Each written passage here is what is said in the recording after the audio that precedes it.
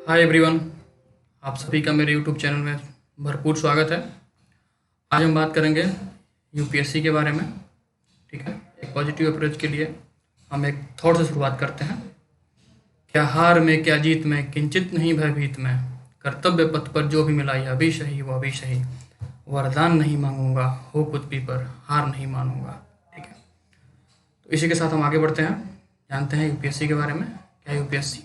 ठीक है, what is UPSC, what is CSC, civil service examination. ठीक है, यूपीएससी क्या है? Union Public Service Commission. यह एक कॉन्स्टिट्यूशनल बॉडी है, संवैधानिक निकाय है, और इसका वर्णन आर्टिकल 315 से 323 तक में किया गया है।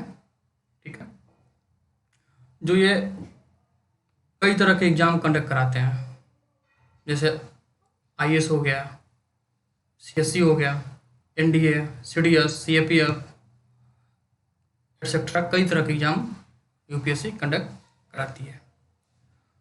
तो आइए जानते हैं कि किस प्रकार से वर्णन किया गया है हमारे कॉन्स्टिट्यूशन में। संघ लोक सेवा आयोग एक स्वतंत्र संवैधानिक निकाय या संस्था है। इसका गठन संवैधानिक प्रावधानों के माध्यम से किया गया है। संविधान को 14वें भाग में अनुच्छेद 315 से 323 तक में संघ लोक सेवा आयोग जो यूपीएससी है की स्वतंत्रता, शक्तियां और इसके कार्य का वर्णन किया गया है। ठीक है, तो संघ लोक सेवा आयोग क्या है? एक संवैधानिक निकाय है। फंक्शन, इसके कार्य क्या है? कार्य यही है कि जितने एग्जाम है, जैसे सीएससी हो गया, सीएपीएफ हो गया, एनडीए हो गया, सीडीएस हो गया, ये एग्जाम कंडक्ट कराती हैं। इसके अध्यक्ष भी होते हैं, और इसकी जो अध्यक्ष होते हैं उसकी नियुक्ति कौन करता है? राष्ट्रपति करता है। राष्ट्रपति उसको अपने पद से हटा भी सकता है, और अध्यक्ष चाहे तो इस्तीफा भी दे सकता है। इस्तीफा भी राष्ट्रपति के समक्ष प्रस्तुत कर सकता है। ठीक है, समक्ष प्रस्तुत कर सकता है। ठीक है, अब कार्यकाल की बात करते हैं कि जो संघ लोक सेवा आयोग का अध्यक्ष होता है उसका कार्यकाल कितना होता है। तो जिस दिन उसकी नियुक्ति होती है, नियुक्ति के समय से 6 वर्ष या 65 वर्ष, ठीक, जो भी पहले हो जाए, जो भी पहले हो जाए, पहले हो जाए, तो ऐसे होता है। रही बात सदस्य संख्या की, तो ये संविधान में इसका वर्णन नहीं कितने सदस्य होंगे, राष्ट्रपति करता है। वैसे साधारणतः 9 या 11 होते हैं, 9 या 11 सदस्य होते हैं। ठीक है, अब बात करते हैं what is CSC, civil service examination. क्या होता है? Civil service examination, examination. ठीक है, इसमें क्या होता है? आईएएस, आईपीएस, आईएफएस इत्यादि प्रकार के इसमें पद होते हैं। ये सीएससी के थ्रू इसकी नियुक्ति होती है। आगे बात करते हैं सिविल सर्विस एग्जामिनेशन। यह आईएएस पहले भी बता चुके हैं, आईएएस, आईपीएस, आईएफएस, आईआरएस इत्यादि प्रकार के एग्जाम कंडक्ट कराते हैं। ठीक, अब आ गया कि सीएससी के थ्रू कौन कौन से पद इसमें होते हैं। तो इसमें कई टाइप के पद दिए हुए हैं। आईएएस हो गया, इंडियन एडमिनिस्ट्रेशन सर्विस, आईपीएस हो गया, आईएफएस हो गया, इंडियन फॉरेन सर्विस हो गया, IRS हो गया, इंडियन रेलवे अकाउंट सर्विस हो गया। तो ऐसे ये कई प्रकार के इसमें पद दिए हुए हैं। ठीक है। एलिजिबिलिटी बात करते हैं इसमें योग्यता की। ठीक है। योग्यता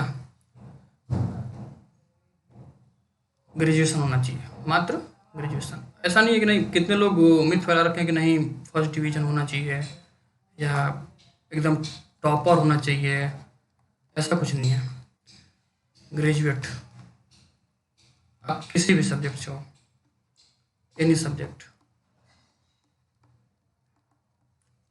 बीटेक किए हो या बीए किए हो या बीएससी किए हो, उससे नहीं मतलब है। और बस पास होना इसमें ज़रूरी है। बस आप ग्रेजुएट पास होना ज़रूरी है। और मिनिमम एज जो है 21 और मैक्सिमम जनरल के लिए 32 है। और अटेम्प्ट इसमें 6 होते हैं। ओबीसी के लिए 35 है एज और अटेम्प्ट 9 होते हैं। ठीक है। मैक्सिमम एज लिमिट 32 बता ही दिया। ठीक है। अब आते हैं एग्ज़ाम पैटर्न पे कि एग्ज़ाम पैटर्न क्या होता है यूपीएससी सीएससी का। ठीक है। जैसे किसी भी चीज़ को, कोई भी एग्ज़ाम हो, छोटा एग्ज़ाम हो या बड़ा एग्ज़ाम हो, तो उसका एक पैटर्न होता है। वैसे यूपीएससी सीएससी का भी एक पैटर्न है। इसका प्री होता है 2, GS1 और GS2, GS1 GS2। ठीक है। GS1 जो होता है, GS1 200 नंबर का होता है, 200 नंबर का। GS2 ये भी 200 नंबर का होता है और ये क्वालिफाइंग नेचर का होता है।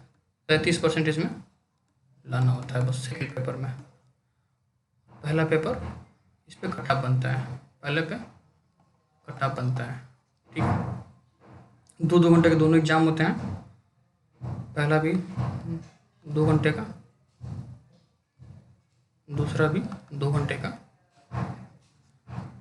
और मेंस एग्जाम होते हैं। मेंस में टोटल 9 पेपर होते हैं। टोटल कितने पेपर होते हैं? 9 पेपर होते हैं। 2 पेपर इसमें कंपलसरी होते हैं। एक इंग्लिश कंपलसरी होता है और एक आपका रीजनल लैंग्वेज होता है।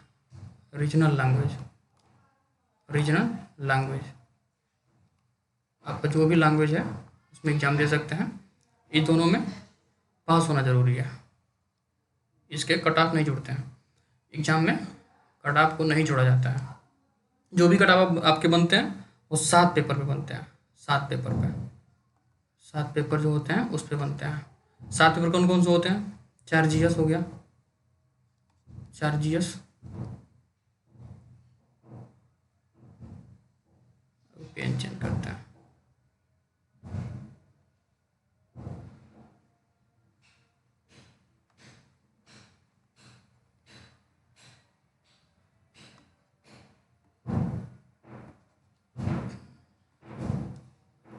ठीक है। 4 GS पेपर जो होते हैं, GS1, GS2, GS3, GS4। ठीक है। ये 4 पेपर हो गए और 2 पेपर आपका हो जाता है। 2 पेपर हो जाता है आपका इसका ऑप्शनल का। ऑप्शनल आपका कोई भी ऑप्शन जो भी यूपीएससी सीएससी ने डिसाइड किया हुआ है कि उस इतने ऑप्शनल है, उसमें से कोई भी लेकर के आप एग्ज़ाम दे सकते हैं। 2 पेपर होते हैं ऑप्शनल के। ठीक, 6 पेपर हो गए वो। और एक पेपर होता है आपका एसए का। एक पेपर होता है आपका एसए का। ठीक है। तो ये 7 पेपर के मार्क्स आपके जुड़ते हैं। प्रत्येक पेपर जो है 250 नंबर का होता है। प्रत्येक पेपर 250 मार्क्स का होता है।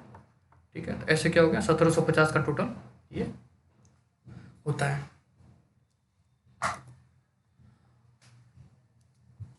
जीएस पेपर 1 प्रीलिम्स, तो इसमें बताया 2 घंटे का एग्ज़ाम होता है, 2 घंटे का एग्ज़ाम होता है, 200 मार्क का होता है। ठीक है, ये भी होता है 2 घंटे का ही, 200 मार्क इसके भी होते हैं। लेकिन इसमें कितने क्वेश्चन होते हैं, इसमें 100 क्वेश्चन होते हैं, इसमें 80 क्वेश्चन होते हैं। ठीक है, ये 2 नंबर का होता है, 2 नंबर का होता है, ये जो है 2.5 नंबर का होता है। ठीक है, बट ये क्वालिफाइंग नेचर का होता है, 33% इसमें लाना कंपलसरी होता है। जब तक इसमें 33% आपका नहीं रहेगा, फिर आपका जीएस का जो पेपर होता है, फर्स्ट पेपर, वो चेक नहीं हो सकता, उसको चेक नहीं किया जाता है। ठीक है, अब बात करते हैं एससे। एससे होता है 250 का। ठीक है, 2 एससे होते हैं, एक एससे 125 नंबर का होता है, 2 250 का होता है। ठीक है, 4 पेपर होते हैं जीएस के, GS1, GS2, GS3, GS4। हम इसको भी आके सिलेबस के अकॉर्डिंग एक एक यूनिट को डिस्कस करेंगे। और 2 पेपर होते हैं हमारे ऑप्शनल के, पहला पेपर, दूसरा पेपर। ऑप्शनल में जो भी यूपीएससी सीएससी ने डिसाइड किया हुआ है, उसमें से आप एक ऑप्शन कोई भी चूज कर सकते हैं। ठीक है, लैंग्वेज पेपर, लैंग्वेज में इंग्लिश तो कंपलसरी होता है, इंग्लिश कंपलसरी होता है, उसका एग्जाम आपको देना ही देना होता है। उसमें भी क्या है, क्वालिफाइंग नेचर है, उसमें क्वालिफाइंग नेचर होता है। रीजनल लैंग्वेज होता है, रीजनल लैंग्वेज 22 भाषाओं में से कोई भी एक भाषा लेकर के, 22 भाषा जो अपना है, कोई भी एक भाषा लेकर के आप एग्जाम दे सकते हैं। अब आते हैं कि आईएएस का एग्ज़ाम की तैयारी हम कैसे करें, how to prepare for IAS. ठीक है, कुछ मोटा मोटी बता दे रहे हैं। पहले क्या है कि सिलेबस को देखें, सबसे पहले सिलेबस, सिलेबस की डिमांड क्या है, उसके कीवर्ड्स को जानें। एकदम सिलेबस को इतना डीप में पढ़ लें कि आपको सिलेबस हमेशा याद रहे। कोई भी चीज़ पढ़ें तो सिलेबस से मैच करें, वो चीज़ें आपको याद आए। ठीक है, इसलिए सिलेबस को अच्छे तरीके से एकदम देख लें, एकदम अच्छे से देख लें, ताकि आपको वो सिलेबस भूले नहीं। मेक ए टाइम टेबल, एक सिस्टमेटिक तरीके से टाइम टेबल बनाइए और उस हिसाब से पढ़ाई करिए। ऐसा नहीं कि नहीं आपको 18 घंटा ही पढ़ना है डेली, 20 घंटा ही डेली पढ़ना है, 6 घंटा पढ़िए, 8 घंटा पढ़िए, रेगुलर पढ़िए, रेगुलर पढ़िए। ठीक है, रेगुलरिटी बनाइए। और आप एक कमरे में रहते हैं तो अपना फिजिकल एक्टिविटी करते रहिए, एक्सरसाइज करते, व्यायाम करते रहिए। कहीं भी हैं तो व्यायाम करते रहिए। इससे क्या होगा कि माइंड आपका फ्रेश रहेगा। जब माइंड फ्रेश रहेगा तो किसी भी चीज़ को याद करने में कोई दिक्कत नहीं आएगी। ठीक है, रीडिंग न्यूज़पेपर, न्यूज़पेपर डेली पढ़िए। आपको जो समझ में आ रहा है न्यूज़पेपर वो पढ़िए। जो मतलब कि कितने लोग हिंदू को प्रेफर करते हैं, ठीक है, अगर आपको समझ में आ रहा है तो हिंदू पढ़िए। जनसत्ता पढ़ सकते हैं हिंदी के लिए। ठीक है, लेकिन उसके जो एडिटोरियल होते हैं वो पढ़िए। और एडिटोरियल कभी कभी क्या होता है कि रिवीजन भी होते हैं बार बार। ऐसा नहीं कि नहीं बार बार वही आया एक ही चीज़ का बार बार पढ़ रहे हैं। जो एक बार आपने पढ़ लिया बस उसको थोड़ा सा देख लीजिए, लेकिन न्यूज़पेपर का एडिटोरियल जरूर पढ़िए। टीवी का हेडलाइन, जैसे राज्यसभा टीवी हो गया, लोकसभा टीवी हो गया, राज्यसभा पे ज्ञान विज्ञान, ये सब जो आता है इसको देख सकते हैं। 6वां नंबर को देखते हैं कि इसमें क्या है, बुक। ऐसा नहीं कि सब बुक पढ़ना है या सब कुछ पढ़ना है। कितने लोग फैला रखे हैं कि नहीं आईएएस की जो तैयारी करता है वो एकदम पूरा किताब ही पढ़ डालता है, सब कुछ पढ़ डालता है। ऐसा कुछ नहीं होता है। ठीक है, जो डिमांड है यूपीएससी की उसको पढ़िए। बुक, सबसे पहले बुक को डिसाइड करिए कौन सी बुक पढ़नी है, उसकी छटनी कीजिए। ठीक है, उसके बाद क्या छोड़ना है क्या पढ़ना है, ये जब सिलेबस आप देखेंगे तब जाके क्लियर हो जाएगा। ठीक है, और टॉपिक, ऐसा नहीं कि नहीं कॉन्स्टिट्यूशन है या कोई भी विषय, जियोग्राफी है तो ऑल ज्योग्राफी या ऑल कॉन्स्टिट्यूशन या ऑल हिस्ट्री ऐसा कुछ नहीं कि सबको ही पढ़ना है। उसमें भी कुछ टॉपिक्स दिए हुए हैं, उस टॉपिक को ध्यान में रखिए और उसको पढ़िए, ठीक है। नेक्स्ट है ऑलवेज गिव मॉक टेस्ट। अपने आप को जांचते रहिए हमेशा कि आप जो भी पढ़ रहे हैं जांचते रहिए, ठीक है। जो भी पढ़ रहे हैं वो कितना यूजफुल है, इसके लिए आप टेस्ट देते रहिए, खुद ही टेस्ट दीजिए। जो भी टॉपिक पढ़ा उस टॉपिक का छोटा सा टेस्ट देते रहिए। जब कुछ समय पढ़ लीजिए उसके बाद प्रैक्टिस करिए राइटिंग के लिए, तुरंत नहीं। कुछ समय पढ़ने के बाद 2-4 महीना 6 महीना पढ़ने के बाद जब लगे कि नहीं चीज़ें कर पा रहे हैं तब प्रैक्टिस करिए लिखने की, ठीक है। और उसके बाद लास्ट में आता है स्लीप वेल, ठीक है। कि अच्छी नींद का मतलब ये नहीं कि नहीं 12 घंटा सो ही रहे हैं। एक जो स्टूडेंट की नीड होती है 6 से 8 घंटा, इससे कम भी नहीं सोना चाहिए और इससे अधिक भी नहीं सोना चाहिए, ठीक है। लोगों ने जैसे मिथ फैला रखा है ना कि नहीं यूपीएससी बहुत बड़ा वो है, नहीं निकलता है आसानी से। ठीक है, आसानी से तो नहीं निकल सकता है, मेहनत तो करना पड़ेगा, इसमें कोई वो नहीं है, मेहनत तो करना पड़ेगा। ऐसा नहीं है कि नहीं हिम्मत चाहिए होता है, इसमें हिम्मत चाहिए होता है। ये नहीं कि नहीं आ जाए और निकल गया सब, ऐसा नहीं होता है कि एक बार में ही निकलता है, एक बार में भी निकलता है, ऐसा नहीं है। लेकिन मेहनत करना पड़ता है, मेहनत इसमें बहुत ज़रूरी होता है। हिम्मत को मत टूटने दो, जब तैयारी करो तो हिम्मत को मत टूटने दो, ठीक है। और लास्ट में एक कोटेशन है, मुश्किल नहीं है कुछ दुनिया में, तू जरा हिम्मत तो कर, ख्वाब बदलेंगे हकीकत में, तू जरा कोशिश तो कर। और इस समय तो कोरोना महामारी चल रहा है, सभी लोग को पता ही है। तो इसमें क्या करना है, खुद का ख्याल रखना है और साथ साथ अपने फैमिली का भी ध्यान रखना है, ठीक है। हिम्मत से काम लीजिए, घबराना नहीं है, हिम्मत से काम लीजिए, ठीक है। जैसे नेल्सन मंडेला ने कहा है, नेल्सन मंडेला ने कि डर का न होना हिम्मत नहीं है, डर का न होना हिम्मत नहीं है, डर पर विजय पाना हिम्मत है, इसलिए घबराइए नहीं। कितने हमारे ऐसे मित्र हैं जिनको कोरोना हुआ, वो आज ठीक हैं। जितना हो सके एक दूसरे की मदद करिए, जितना हो सके एक दूसरे की मदद करिए, आगे आइए, अभी नहीं तो कभी नहीं, ठीक है। बाकी जो भी आपके क्वेश्चंस होंगे कमेंट में लिख सकते हैं। बाकी नेक्स्ट क्लास में जो भी होगा हम सिलेबस पे डिस्कस करेंगे, ठीक है। सभी लोग को बाय, थैंक यू।